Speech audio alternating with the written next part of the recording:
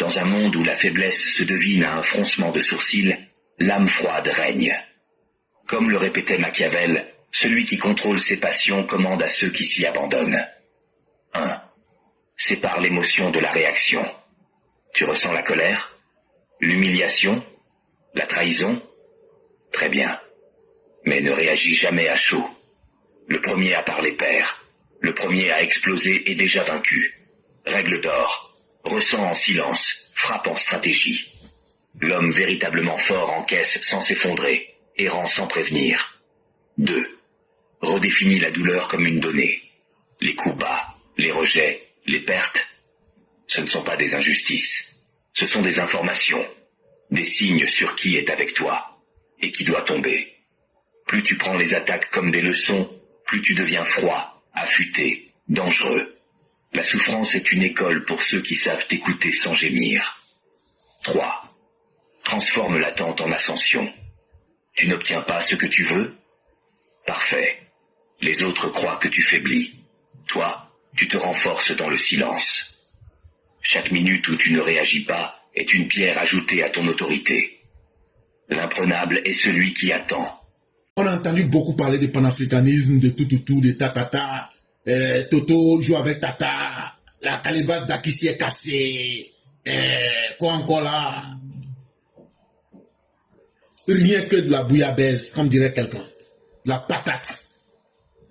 Des panafricains qui se font payer et qui se donnent un nouveau maître.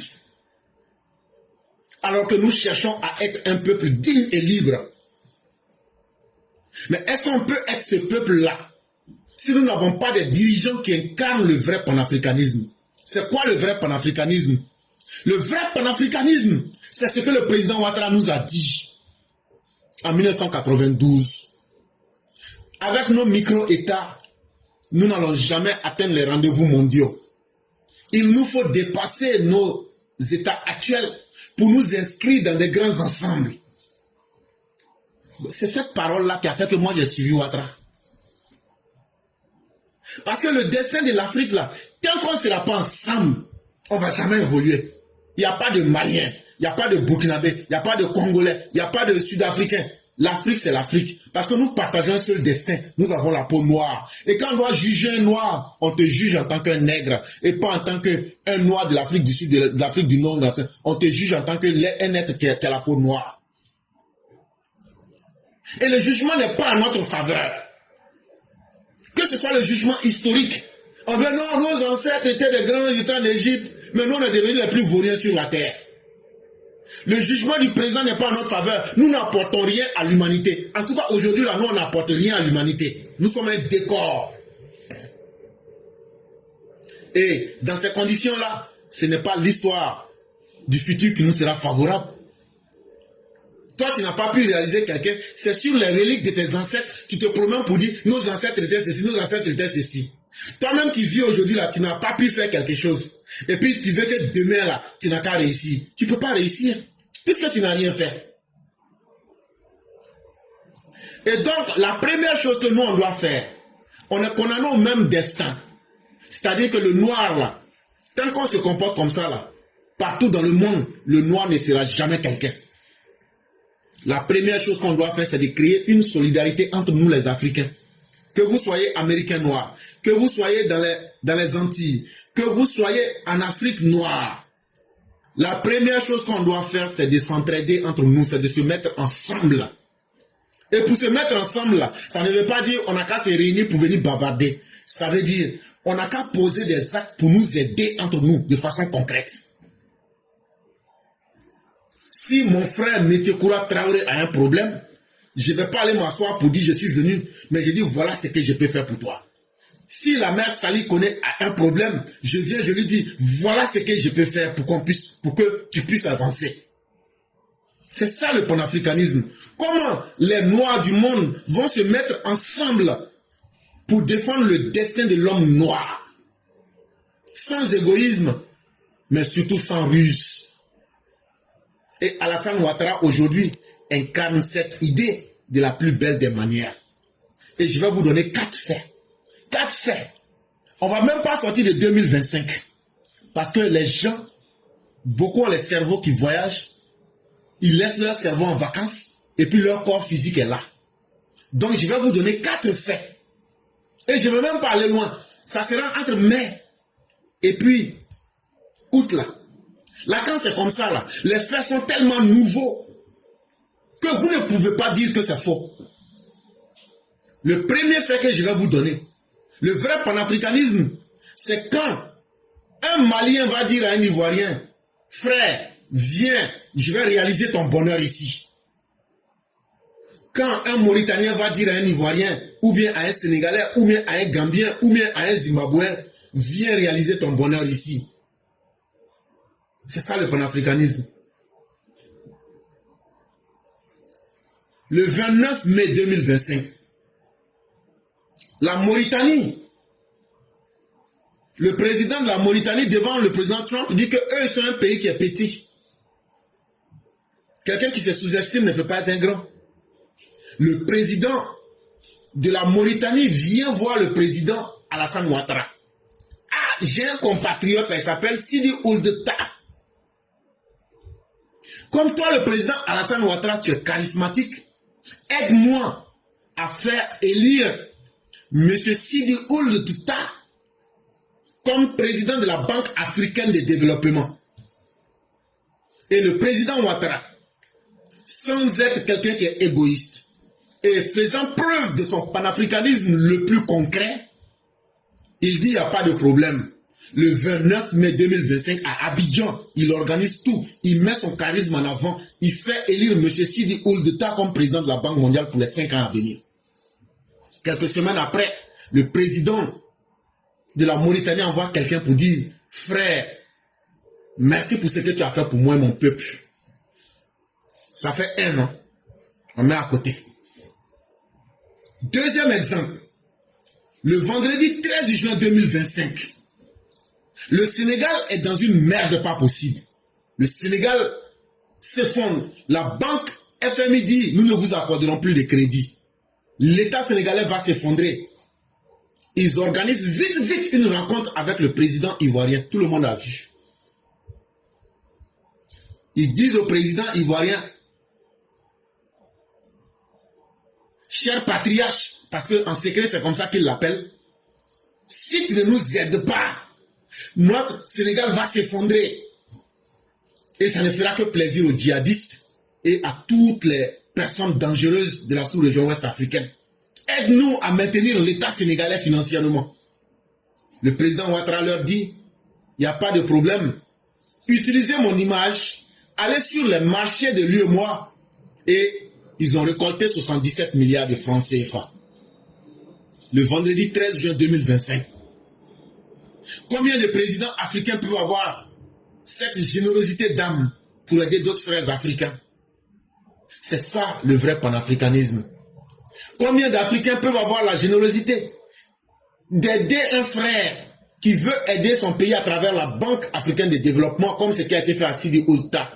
Il faut être un vrai panafricain.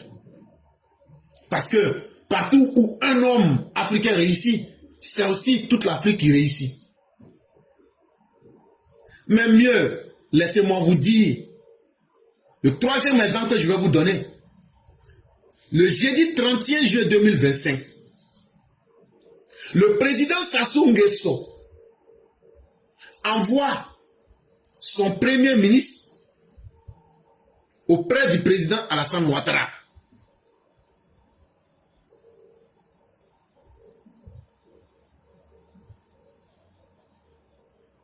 Il envoie son premier ministre auprès du président Alassane Ouattara.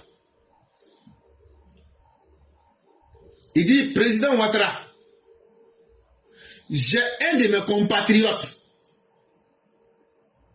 Il s'appelle Firmin Edouard Matoko. Il s'appelle Firmin Edouard Matoko. C'est pas Makosso, c'est Matoko. Makosso, ça veut dire pied de porc. Il dit actuellement là, Firmin Edouard Makoto. Il est le sous-directeur général de l'UNESCO. Mais on veut que tu nous aides à ce que Firmin Edouard Makoto devienne le directeur général de l'UNESCO.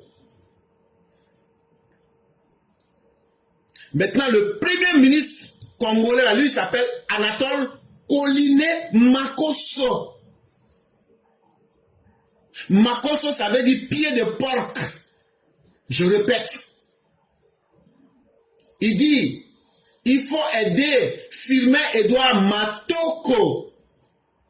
C'est pas moi-même, je me suis envoyé au... C'est à la résidence du président. Ça s'est passé le jeudi 31 juillet 2025 à la résidence du président.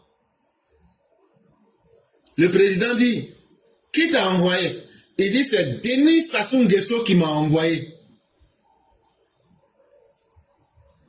Le président dit, j'ai compris. Faut partir, vous allez dormir.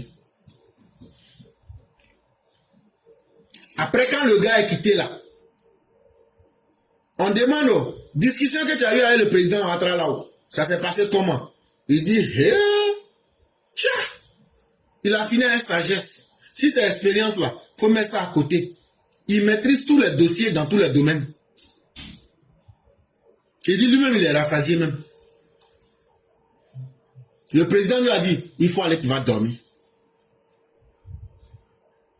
Et pour terminer, le 1er août 2025, l'armée de la Côte d'Ivoire, les gens du Bénin là, malgré Zangbeto, Vaudou, elle est Vaudou noir, ils disent on va laisser tout ça. Ah, ils disent ça, où c'est arrivé aujourd'hui là? Les djihadistes, ce qu'ils sont en train de nous montrer là, il faut que nous on défile auprès des armées les plus puissantes de la sous-région. Hier là, ils ont invité la Côte d'Ivoire, l'armée de la Côte d'Ivoire, à aller participer au défilé militaire pendant qu'ils étaient en train de célébrer l'indépendance du Bénin. L'armée ivoirienne est allée au Bénin en tant qu'une puissance militaire sous-régionale. Et pour ceux qui ne le savent pas, nous sommes la première armée francophone de l'Afrique de l'Ouest. Et ça, quand je le dis bien, tous les pays qui parlent français en Afrique de l'Ouest, l'armée la plus puissante, c'est la Côte d'Ivoire. Maintenant, si ça c'est difficile, parce que vous trouvez que c'est entre nous les francophones, bon, nous sommes la deuxième puissance militaire de la CEDEAO. Et permettez-moi que je trahisse un secret. Il y a une arme très puissante qu'on vient d'obtenir encore. On appelle ça le Ground Observer 12. On appelle ça GO-12. C'est un armement extrêmement puissant.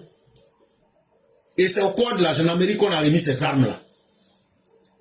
Mais beaucoup connaissent cet armement. On appelle ça le Murin. M-U-R-I-N.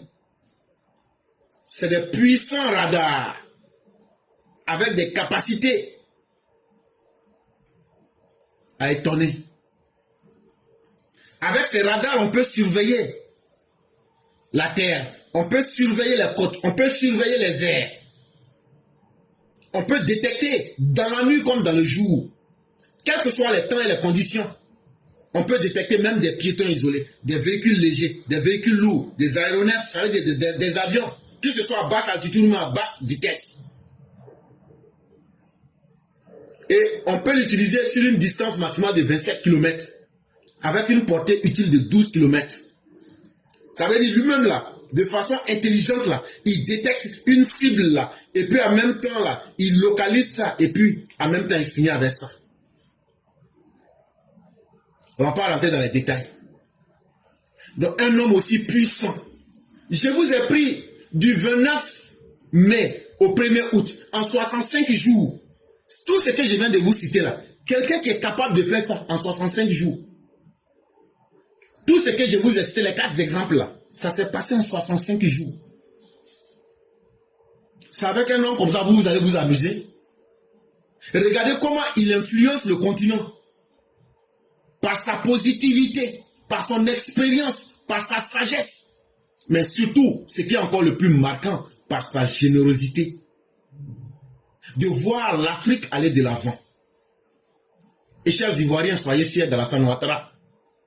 Parce que vous avez une pépite et vous avez une pièce rare que vous avez. Et priez Dieu pour que vous en ayez autant. Et on va terminer avec ces propos de M. Maïka ici. On a un problème avec nos amis panafricanistes, hein, c'est-à-dire que nos amis panafricanistes, ça je vous donne cette clé de compréhension. Quand ils supportent quelqu'un, c'est qu'il a échoué. Je ne sais pas pourquoi ils ont cette haine de tous ceux qui ont réussi. Alassane Ouattara a réussi. Son mandat est positif. Alassane Ouattara a réussi. Et ça, vous avez tous les indicateurs, quel que soit l'indicateur que vous allez chercher, quel que soit le bureau responsable de ces indicateurs-là, que ce soit le ministère ivoirien, que ce soit au niveau de l'UEMOA, que ce soit au niveau de la CEDEAO, que ce soit au niveau du FMI, la Banque mondiale, de partout, Alassane Ouattara a réussi. Donc là, il ne devrait même pas y avoir de débat là-dessus. Il a réussi et brillamment réussi. C'est pas de l'à peu près. Par rapport. Évidemment, c'est pas assez vite. On voudrait qu'en 15 ans, on devienne la Corée. Mais par rapport à nos conditions en Afrique, par rapport à ce que nous pouvons faire en Afrique, Alassane Ouattara a brillamment réussi. La question ne se pose même pas. Monsieur Stanley qui dit Alassane freine l'Afrique. Non, il ne freine pas l'Afrique noire francophone, c'est faux. Alassane Ouattara a beaucoup fait avancer l'Afrique noire. Beaucoup, beaucoup, beaucoup. Et donc voilà qui est clair. Et comprendre ce que le voudrait. En tout cas, les hommes intelligents comprendront de quoi il est question. Et ceux qui se sont fermés dans leur propre caverne, dans leur propre occidentisme, on ne pourra rien pour vous.